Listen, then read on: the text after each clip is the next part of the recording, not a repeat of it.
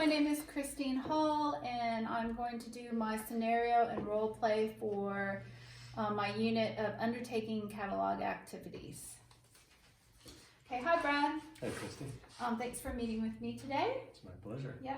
So I'm going to go over, run through with you how to create a bibliographic record. Okay.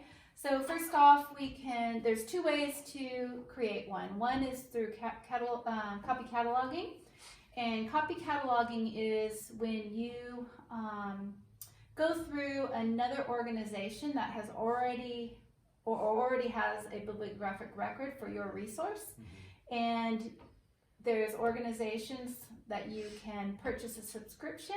There's SCIS and some other ones, and you have access to their records. Or you can also go to the Library of Congress that also has bibliographic records that you can import, and that's copy cataloging. You're using someone else's record for your resource. Mm-hmm. The second way is original cataloging. And in original cataloging, you take the resource itself and you have two components, is descriptive components and you have access components. Descriptive components is everything you can get from the record, which is the title, author, publication, all of that, and you're going to enter it in. So we're going to go into the library world first, and you go to the first main page, which I'm going to go and do it. We're not going to actually do it, but I'm just going to go through where you click. The first thing we're going to do is search up our title, which is, I have this book here, When We Are Invisible. So I'm just going to type it in. And we'll see we have no records here. That's the first step. And so we're going to actually import an original catalog. So we're going to do it ourselves. We're going to click on Catalog. We're going to do New Record. And here in the new record, we're going to enter records manually by type of material. We have a book here. We're going to click Book. And then this is all the descriptive information that we can get from the book. We have the title. We can input here into the title. I'm just going to do the title here.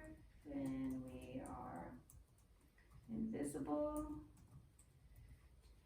And all the other different information. We have author, we have notes in here. I'm just going to put submit. So we have this catalog here, and we have the name here on this part. And after we put in all of these fields of information, then we're going to save it. How do you know that all the information needed is presented in the record? So after we have all the information here, we can check either other libraries, state library, national library, to see if they have the records and complete information in their bibliographic record. We can also go to the Library of Congress and see if we have all the information there. And if we don't, then we can edit it. We can go back in and edit that information, okay? So once we have this here, we are going to add a copy because we're going to want to put this resource in here. And in here we have information that we're going to do in this section, and we're going to put in the branch, which is APBL. We're going to put the collection. This is going to be a fiction book. We're going to do the call number, which is fiction, so we are going to do fiction. And then the call cutter is the surname, the last three letters of the surname of our author here, which is the OR. And then, of course, we'll put the price in here. And then we'll come down here, and we want to save this copy to our bibliographic record. And then you can see right here we have the barcode. It's given it a barcode. It's in our library, our call number, and we have a whole record here. Mm-hmm. Yeah. So who do you consult if you're having cataloging issues?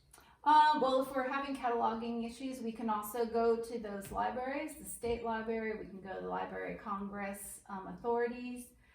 When we put in this record, we want to make sure that we have the correct, proper title or an author, because when we have users come into the library and they do a search, when they're going to search up, like let's say we are invisible, we want to make sure we have the correct title there, and so that way there's access points that when the user types it in, it'll find all the resources with that correct title, so they know they're getting the correct resource here. Okay.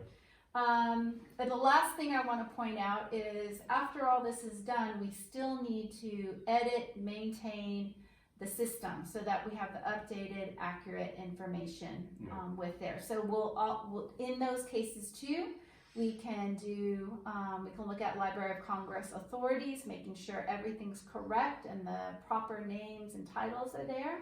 We can also check the other libraries for their information if anything's changed. And then thirdly, we can do a stock take. So stock take will show us what we actually have on the shelves and in our system. If there's any inaccuracies, then we can actually update those accuracies.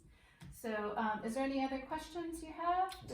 Is that a good activity to go through each resource, fill in the information? Yeah, I think I got it. Okay. Okay, thank you for meeting with me today. And if you have any other questions or any suggestions, please let me know through email. All right. Thank you. Thank you.